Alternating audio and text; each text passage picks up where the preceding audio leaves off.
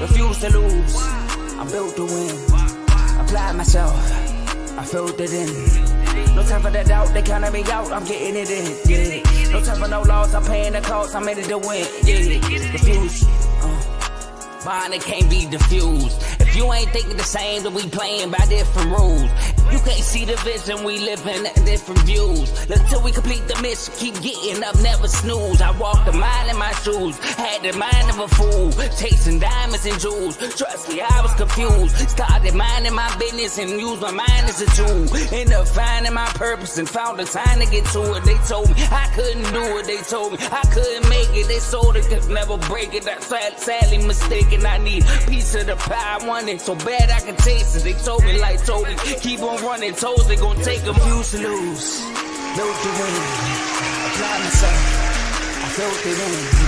No time for the doubt, they counted me out, I'm getting it in. Yeah. No time for no loss, I pay for the cost, I'm winning to win. Yeah. Refuse to lose, I'm built to win. Apply myself.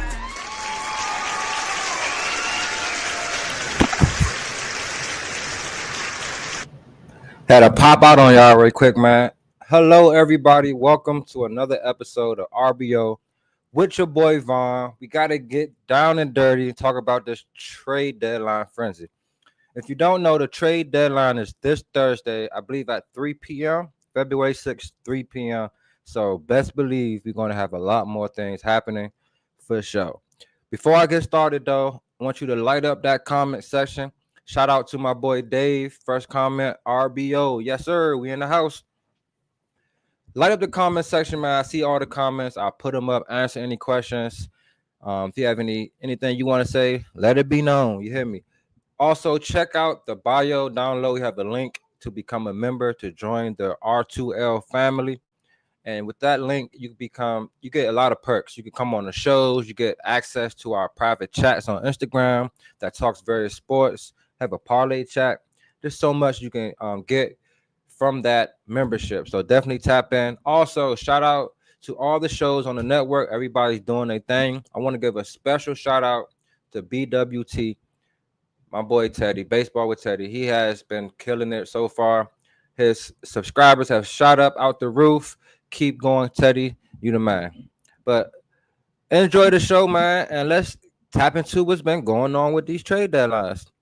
Appreciate you, Dave. Yep, 3 p.m. Eastern. So we have until Thursday, 3 p.m. until these trades are going to stop. So first, we got to talk about the crazy trade, man. This trade, I woke up the next morning and, the first time I finally get on my phone, I'm checking stuff out, and I just see a lot of pictures of Luka in the Lakers uniform. I'm like, they trolling. They trolling. I'm like, they trolling. This ain't real. So I keep scrolling. I keep seeing it over and over again. Then I go to Google. You got to go to Google. I Googled it, and there was Lakers land Luka from the Mavs for Davis and 3-team deal. So I thought it was a joke, Dave. Dave, I did too, bro. I did. I thought it was April Fool's. I had to check the calendar. You hear me? So in the trade, let's talk about what happened in the trade. So the Lakers, they received Luka Doncic, of course, Max Kleber, and Markieff Morris. The Mavericks received Anthony Davis, Max Christie, and a 2029 first-round pick. And then we have the Utah Jazz. The Utah Jazz have just Danny Ainge, man. This guy's always in the mix some way, somehow. They received Jalen Hood, a 2025 second-round pick, and another 2025 second-round pick from the Clippers. So that was the trade right there. Now, off the break, you're like, whoa, hold up. Why are the Mavericks trading Luka Doncic, who is 25 years old, who is a top 5 player in this league, who is a top 5 MVP candidate every year, who is a guy that has his team in contention every single year, who was just in the NBA Finals last year? Why is he being traded? You have to ask that question because when you have a guy like a Luka, a guy like a Giannis, a guy like a Jokic, a SGA, you don't let those guys go. You hold on to those guys more than ever. And from what I get from this trade, the Mavs are just fed up with Luka, man. Now, I am one guy that has been very critical on Luka game. He is probably the most talented offensive player in the league. On offense, what can't he do? I mean, he's not athletic, but passing, he can pass. He can score anywhere on the court. He's tall, big. He can finish. He can post you up. He can shoot. He can do it all on offense. But it's the little things that matter to me. Holding the ball too much on offense. When James Harden was killing with the Rockets, getting 30-point triple doubles, you know what I'm saying? MVP Harden. I hated that game, that play style. You dribbled the air out the ball, and now your teammates are just spectators now. They're not involved in the game. So when you need those guys down the stretch in the playoffs, they can't, and you expect them to show up. It's like, how do you expect them to show up when you've been carrying everything the whole way? So that's one thing I feel like that the Mavericks organization looked at with Luka. You know, you are an excellent player, but how better do you make other players around you? Because to be honest, when Luka goes out, it seems like the team plays better. Guys around play better. I remember last year, Tim Hardaway Jr. Soon as Luka got hurt, Tim Hardaway Jr. got hot because he was able to get touches. You need the ball in your hand when you're playing. So that's another thing. Another thing, his defense. I don't think Luka puts the most effort into his defense. We know that he's not the most, the best at playing defense already. But when your effort isn't there at all, also, come on, man. You turn the ball over, you walk back on defense, complaining to the refs, all that kind of stuff. When you're the best player, you have to set the tone in all areas. That's just what you got to do when you're the best player. And it's one thing that the GM said, the GM of the Mavericks, he alluded to, they want to bring in guys that help change the culture, help guys that, are a part of the culture, guys that are going to, set the tone, set the culture. And when he said that, it made me think like Luka is just not a great leader. And they just chose not to stick with him. And it's very, very, very intriguing because of how talented this guy is. But your boy Vaughn been saying it, man. The dude like that. But he got to work on those intangibles, man. You got to. You just have to. Especially in this NBA, you cannot hide on the court. There's nowhere for you to hide. Everybody can shoot. Everybody can drive. So you cannot hide. It's not like the old days where they might stick you on a guy that just catch and shoot. No, everybody will put it on the deck on you now. Let's talk about the other side, though. Anthony Davis. I mean, the Mavericks fans, I know you guys were in the uproar because you trade away Luka because you say you question, his will to stay in shape, his work ethic and then working out and all that kind of stuff, and you might think that's why he's injured a lot because he's also injured a lot as well. But then you go to a guy AD who's older, who gets injured just as much, if not more, than Luka, and you're going to rely on him. That's why I'm thinking like the Mavericks really wanted to get up out of this Luka situation because they could have got way more than they got for Luka. They got one first round pick, Max Christie. Like, what? For Luka? Like, no. That's the part where the Mavericks, I'm like, all right, y'all could have did a little better, but it seemed like they really wanted to get off of this guy. And Anthony Davis is a legit top 3 big man in the league. You want to say top 4? I don't know who y'all got over him, but top 3 for sure. The dude can defend at a high level and he can score at a high level. It's just, will his motor be there every night? With Kyrie and Klay now being the leaders, how will this work? These are 3 guys that have never led a team on their own, like far in the playoffs, nothing like that. Kyrie won his first ring with Bron. Klay was with Stephen on boys, even though he was a big part of it. AD needed Bron to get his first ring. So now all 3 of these guys are on one team. It's going to be very interesting to see how far they can go because this isn't a bad team. Kyrie, Klay, AD, that's not a bad three. If Clay can get back on track a little bit more, which I think this move helps him a lot as well. You don't have a guy out there dominating the ball. So this is very interesting, man. Not only just because who got traded and how it got traded, because all the sources are saying Luka didn't know, AD didn't know, Luka's manager didn't know. They said Danny Ainge didn't even know what was going on until 30 minutes, like 30, 20 minutes before the trade's about to happen. And he couldn't even do nothing. Yeah, he's the Jazz GM. This is very interesting, man. We never had two guys averaging 25 points or more traded for each other. This is new. Luka is top 3 in points per game in the regular season. This is history. It's not just last year history. And he's second in points per game in the playoffs. And they traded away him. So you know it's something going on. So it's either A, the Mavericks were very smart. They did the right thing. Got from under Luka because they don't have to pay him the max, what, 350, 360 million, something along those lines. They don't have to pay him that much. And they're saying, yo, we don't trust this guy. We don't trust that this guy is going to be ready year in and year out for us. He's the guy that we should invest in for the future. Now, if it ends up them being right, him being like kind of like a Zion type of thing, where he's always hurt, not really. We're gonna look back and say, yo, the Mavericks did that. But if it folds, and AD, I don't wish no injury on nobody. Hope everybody stays healthy. So I want to see the best of the best. However, if somebody like AD or Kyrie goes down, they're gonna be looking back at this trade. No, not even at Kyrie. AD. If AD goes down, you're gonna get a lot of criticism for this trade for sure. So it's very interesting. And one last point I want to make, because I feel like this is really was a move for the Mavs to really just get from under Luka, bro. Like they really didn't want him on their team with the franchise, because now that you traded him, because you could have paid him and then traded him, but instead you traded him, so now he can't even get the max, the super max no more because of that.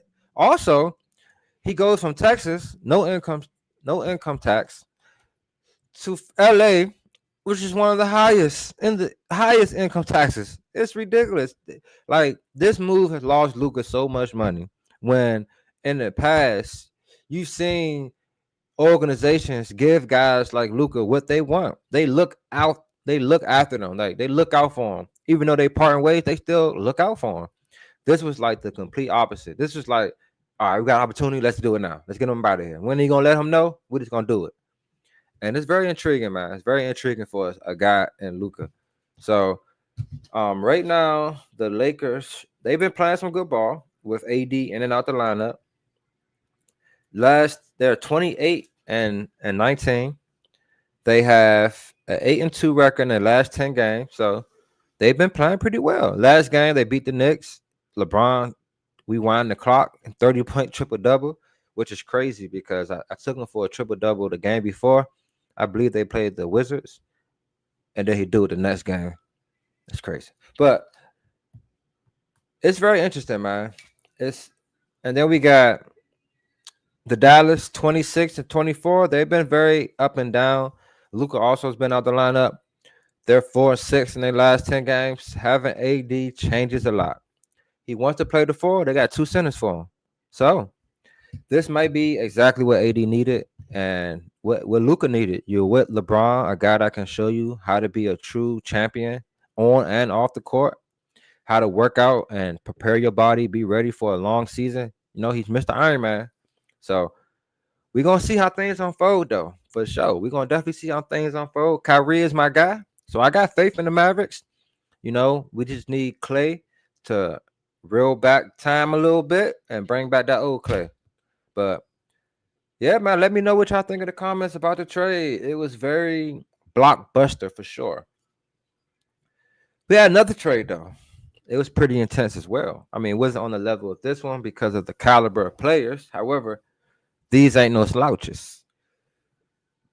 So we had the Spurs, the Kings, and the Bulls get involved in a trade.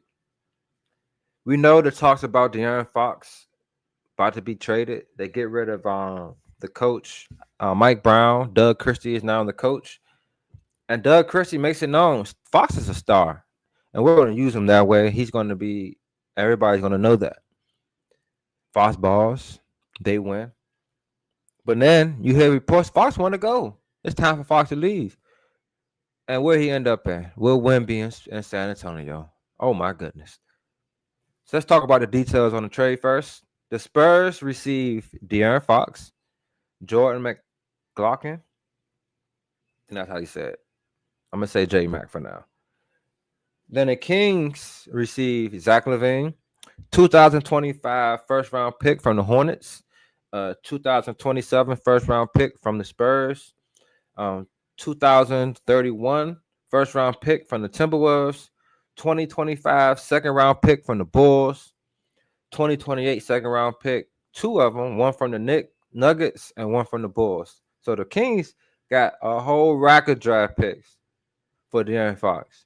And Luka only got one from, come on now. Bulls received Zach Collins, Kevin Huerter, Trey Jones, and the 2025 first-round pick. Seemed like the Bulls got the short end of the stick. If you ask me, what? For LaVine? That's ridiculous. I mean, the Kings they probably did the best in the trade. I'm not mad at the Spurs either, to be quite honest, because you got a guy in Fox. But the Kings got LaVine and endless picks. And they got up off of Kevin Huerter, who I feel like his time was up. You know, he had a tremendous year the first year when they ended the playoff drought, and he hasn't really been doing the most. He really hasn't been doing much ever since. He has a splash here, a splash there, but I don't think his services is needed there anymore. I like LaVine. All right, let's talk about this. LaVine and DeRozan on the wings.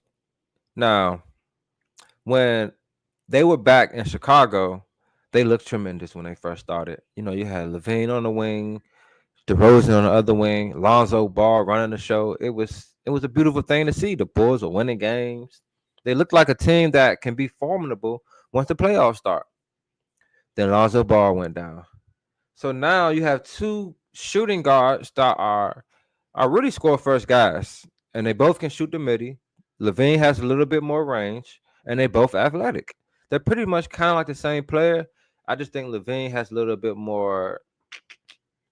His game is a little more expanded, I would say. He can do a little bit more with his game, because he used to run the one with Minnesota when he was on the Timberwolves. But them two out there with no facilitator, it's not consistently effective. Their offense, like it's not smooth transition. It's a lot of ball holding. It doesn't look good at all. But the thing about the Kings actually have Sabonis, and they run a lot of their offense through Sabonis. So having two wings like that and a guy like Sabonis, this is going to be nice. I think, because I truly feel like the Kings really want to run their offense through Sabonis, and they didn't want to run through Fox. I don't understand why. I mean, I kind of get it because Sabonis is really good at passing, but Fox, this dude is a beast. Two-way monster. Can score with the best of them. Can strap up the best of them. I've seen him strap up Kyrie and Steph and them boys. I mean, you can't strap him up the whole game, but you know what I'm saying. So him having De'Aaron Fox, Stephon Castle on the wings defending, then Wemby in the back. Whoa. Spurs, man, that was a great pick. I thought De'Aaron Fox. I think he's a superstar. Really, like the dude is a top 5 talent when it comes to point guards in this league, and more than most point guards in the league, he defends at a super high level for sure. Shout out Tomo. Hey, he said the Wizards are the real losers. I understand, man. I understand. I'm mad. My Magic ain't do nothing yet neither. I wanted LaVine. Shout out my boy Cardo. He a Bulls fan. We talking about your boy Veen. So I like that. I like the pickup for the Kings. I like Levine there. I really like Levine there. And shout out to Joe. He right. We have Malik too, who's a really good passer. Malik Monk, I think he's a really good. I think he's a really good player. Period. Like he's just a beast to me. So let's talk about the Bulls right quick.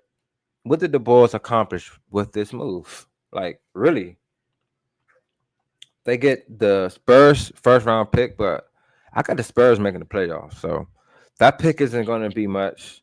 Um, Zach Collins, Kevin Uter, Trey Jones. I don't know if the Bulls trying to tank, man. Where the Bulls at right now? They 21 and 29, 10th in the East. I really don't know how their offense is going to look. You hear reports that a lot of teams are interested in Vucevic. So if the Bulls are in that mode where they're trying to hit the reset button, it might be that time, man, because you got rid of DeRozan, you got rid of Levine. Now you got Vucevic, Kobe White. You got the young rookie, which is he can get some more time to develop him. I'm trying to think of who else you guys have that are pretty solid players. It's going to be a Vucevic, Kobe White show for sure. Oh, what's the boy Giddy, Josh Giddy. So it's going to be interesting to see with the Bulls. It seems like the Bulls are resetting though.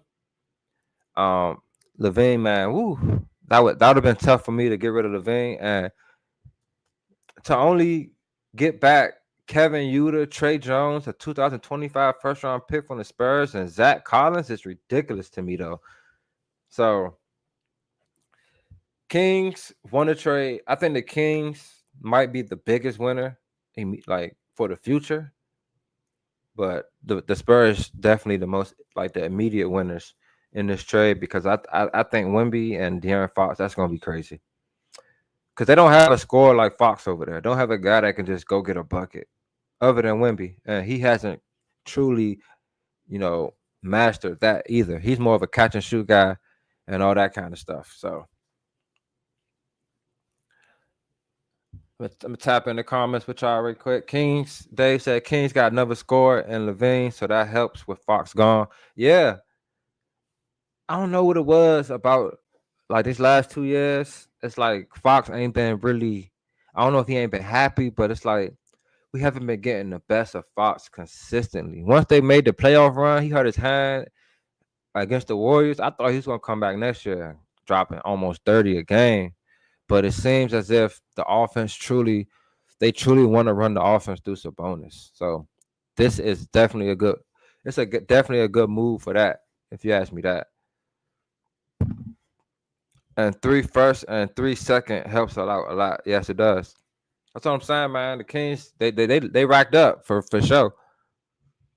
Joe said Bulls finally made a decision on which direction they want to go. Yeah, they did. I mean, I don't know what direction they trying to go. You know what I'm saying? I don't know what they trying to do because they ain't get a lot of draft picks. They got 1 draft pick for this year. So I don't know I really don't know what direction they trying to go, Joe, but they did pick something, Shout out to Ty. I didn't know Zach Collins still played. Yeah, he's that journeyman. I don't think he's that old though. He's like in his 20s still, I think. I think he's still a young guy. Like he ain't like super young, but I think he's like, let me double check really quick. He's 27. So he's gonna be around for a couple more years, Ty. The spacing for Fox with the Spurs will be crazy. Yeah. I mean, I think just having a guy like Wemby, because Fox is a guy that applies pressure on the ball. So when you got a guy that can apply pressure on the ball, it just makes it a lot easier for the shot blockers in the back. And then him and Castle are 2 good defenders. They might give us a run for our money for the best defending guards out here. I ain't gonna lie. Shout out to Joe. He's a Kings fan. Make sure you check out Kings Talk. I know he got a lot to say because Fox was his guy. He was talking about how Fox, the last 2 years, he starts off hot and he cools down around December. Yep.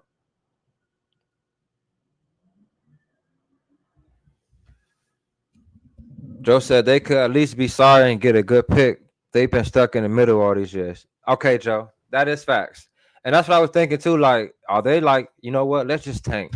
We're not tank. If we're gonna be bad, let's be bad. We're not gonna be like subpar or best. We're gonna be bad. And I feel them on that for sure. I feel them on that for sure.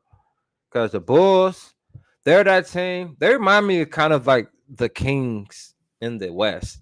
They're that team that they did good, and it's like, all right, we see where y'all going, and it's like they never kept going. It's like they took a step back. Same with the Kings. The Kings broke that playoff drought, and it's like they've been regressing ever since. Shout out to Kev. Hey, Kev is the Mad fan, you know. I don't know if this is about his team or the Kings. Definitely got a bunch of something. Oh, he probably talking about how the Kings got a bunch of something and your boy and they got a bunch of nothing over there.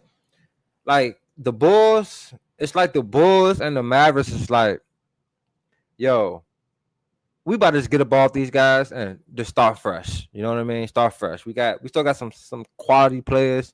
We can make some things work. Kev said, I think the Mavs are trying to bring the old school style of play back. The Kings are trying to bring the 2-guard back to the Hey, the Mavericks are definitely going to try to lean on their bigs for sure, because outside of Kyrie, I like Jay Hardy. I got to see how y'all going to look. You know, I'm excited to see it because I'm a Kyrie fan, and I think this is his opportunity to once again lead a team. So I'm excited for it, man. So don't forget, Thursday, 3 p.m. is the deadline for these trades, man. We got, if you want to know about these trades when they happen, right when they happen, click the link down low, man. Become a member. We got Davey Shafty in the comments right now. If anything drops, I guarantee you he gonna put it in the comments. And it's just like that in the chat. If you want to know something, go to the chat, man. That's what you got to do. Once I went to the chat and saw the trades, I said, oh, yeah. Let me go to Google right quick so I can get the extra because, you know, there's a lot of little small details like how Luka didn't even know about this, how even his agent didn't know. Luka just bought a house and AD just closed on the house, and AD closed on the house in LA and Luka closed on one in Dallas. Like crazy. It's crazy. But that's all I have for you guys today.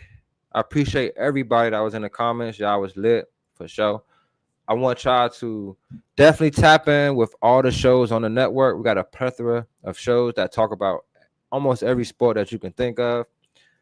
We also have the link down low to become the member. You want to know about all these updates early? You want to see some live debates, some good information, some knowledge, because we got like mini reporters for each team. Like if you're a fan of a team, it's like you're a mini reporter. Like it's lit. So definitely tap in with the gang and be ready for Wednesday. We're back live again. RBO will be live again this Wednesday. And I'm pretty sure it's going to be more trades with the trade deadline being one more day away once Wednesday comes. So I appreciate y'all again for tapping in with your boy. I'm going to be back. You know I'm going to be back.